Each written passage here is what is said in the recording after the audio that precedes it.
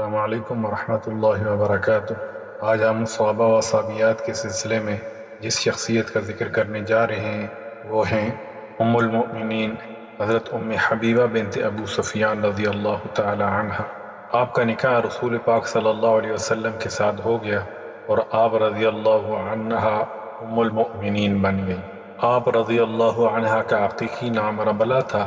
آپ رضی اللہ عنہ کے والد ابی سفیان اور والدہ صفیہ بنت العاص۔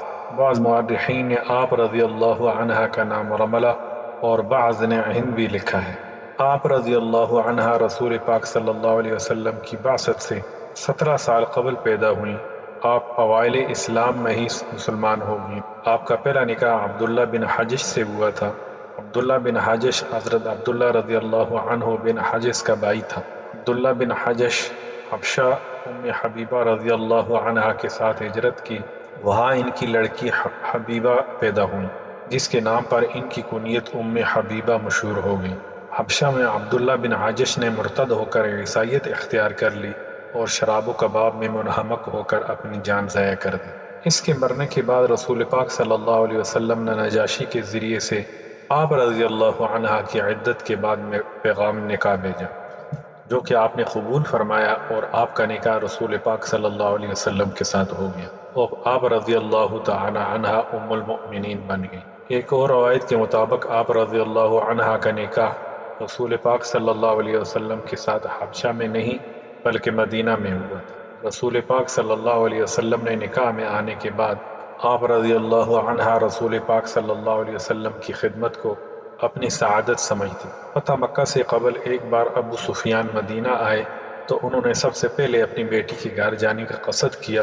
حضرت ام حبیبہ رضی اللہ عنہا نے اپنے والد کو وہاں پہنچ کر رسول پاک صلی اللہ علیہ وسلم کے بستر پر نہ بیٹھنے دیا کہ وہ کافر ہے اور ایک کافر ایک نبی کے بستر پر نہیں بیٹھ سکتا۔ آپ رضی اللہ عنہ حدیث پر نہایت شدت سے عمل پیرا ہوتی تھی اور دوسروں کو بھی اس کی تاکید کرتی۔ وفات کے وقت آپ رضی اللہ عنہ نے حضرت عائشہ رضی اللہ عنہ کو بلا کر ان سے عمدہ کلام کیا۔ آپ رضی اللہ عنہ فطرتاً نیک سیرت تھیں۔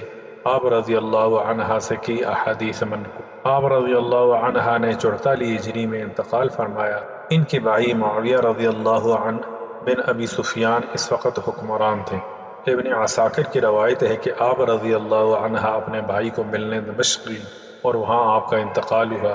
آپ کی قبر دمشق میں ہے، لیکن دیگر مورخین کے مطابق آپ رضی اللہ عنہ کا انتقال مدینہ میں ہوا اور آپ کی قبر بھی وہیں پر ہے۔ وفات کے وقت آپ رضی اللہ عنہ کی عمر 73 برس تھی۔ حضرت زین العابدین رضی اللہ عنہ سے منقول ہے کہ میں نے ایک بار اپنے مکان کا گوشہ کھدوایا تو وہاں سے ایک کتبہ ملا جس پر لکھا تھا یہ رملہ بن صغر کی قبر ہے، چنانچہ میں نے اس کو وہیں رکھ دیا۔ عبداللہ بن حجش سے آپ کی 2 اولادیں ہوئیں، ایک عبداللہ اور ایک حبیبہ۔ حبیبہ نے آغوش رسالت میں تربیت پائی اور عروہ بن مسعود ثقفی رئیس اعظم قبیلہ ثقف کے بیٹے داؤد سے منسوب ہیں۔ آپ رضی اللہ عنہ سے بخاری اور مسند احمد کے احادیث مروی ہیں۔ ابو سفیان کے انتقال پر آپ رضی اللہ عنہ نے رسول پاک صلی اللہ علیہ وسلم کی حدیث بیان فرمائی، کسی عورت کے لیے جو اللہ اور یوم آخرت پر ایمان رکھتی ہے یہ جائز نہیں کہ وہ کسی مرنے والے کا 3 دن سے زائد سوگ کرے، البتہ اپنے شوہر کے لیے 4 ماہ 10 دن سوگ کرنا چاہیے۔ حضرت ام حبیبہ رضی اللہ عنہ روایت کرتی ہیں جب ہم مکہ سے ہجرت کر کے حبشہ چلے گئے کچھ عرصہ بعد میرا شوہر عیسائی ہو گیا اور مر گیا۔ پھر میں نے خواب دیکھا کہ کسی نے مجھے کہا ہے اے ام المؤمنین۔ یہ سن کر میں گھبرا گئی اور مجھے اس کی تعبیر معلوم ہوئی کہ رسول اللہ صلی اللہ علیہ وسلم مجھ سے نکاح کریں گے۔ حضرت ام حبیبہ رضی اللہ عنہ فرماتی ہیں کہ ابھی میری عدت گزرے چند روز ہوئے تھے اور مجھے توقع بھی نہ تھی کہ ایک دن نجاشی حبشہ کا بادشاہ تھا جو ہی قاصد ایک لونڈی جس کا نام ابرہہ تھا میرے پاس آئی اور کہا حبشہ کے بادشاہ نے کہا ہے کہ مجھے حضرت محمد صلی اللہ علیہ وسلم نے بھیجا ہے کہ میں ان کی شادی تمہارے ساتھ کر دوں۔ حضرت ام حبیبہ رضی اللہ عنہ کہتی ہیں میں نے اس لونڈی سے کہا کہ اللہ تعالیٰ تجھے بھلائی عطا فرمائے۔ پھر لونڈی نے مجھ سے کہا تم کسی کو اپنا وکیل بنا کر بادشاہ کے پاس بھیجو جو تمہارا نکاح کر دے۔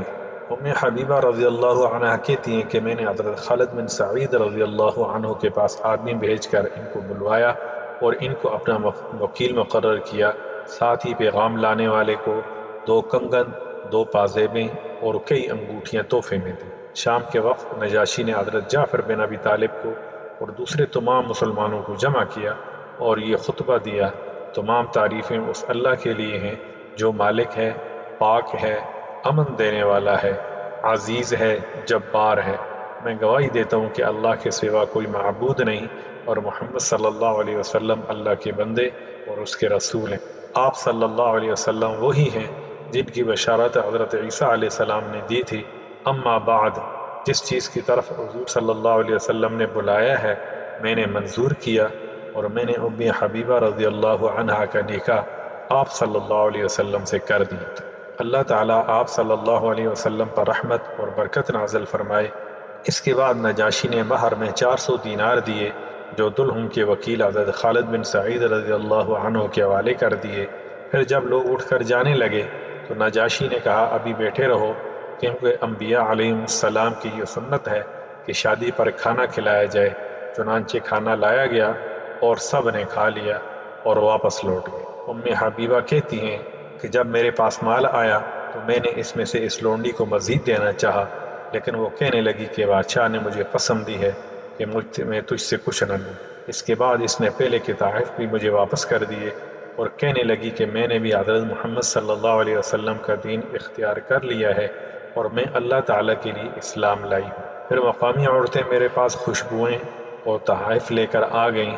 وہ لونڈی کہنے لگی مجھے تم سے ایک ضروری کام ہے، اور وہ یہ کہ حضرت محمد صلی اللہ علیہ وسلم کو میرا سلام کہنا اور آپ صلی اللہ علیہ وسلم کو یہ خبر دینا کہ میں ان کا دین اختیار کر چکی ہوں۔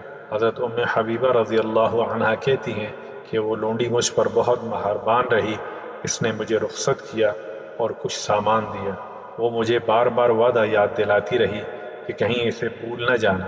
حضرت حبیبہ رضی اللہ عنہا بیان کرتی ہیں کہ جب میں نبی صلی اللہ علیہ وسلم کی خدمت میں حاضر ہوئی اور میں نے آپ صلی اللہ علیہ وسلم کو منگنی اور شادی کا واقعہ سنایا اور ابرھا لونڈی کے اچھے سلوک کا ذکر کیا تو نبی صلی اللہ علیہ وسلم مسکرا دی۔ پھر جب میں اس کا سلام آپ صلی اللہ علیہ وسلم کو پہنچایا تو آپ صلی اللہ علیہ وسلم نے فرمایا اس پر بھی اللہ کا سلام ہو، اس کی رحمت اور اس کی برکت ہو۔ السلام علیکم۔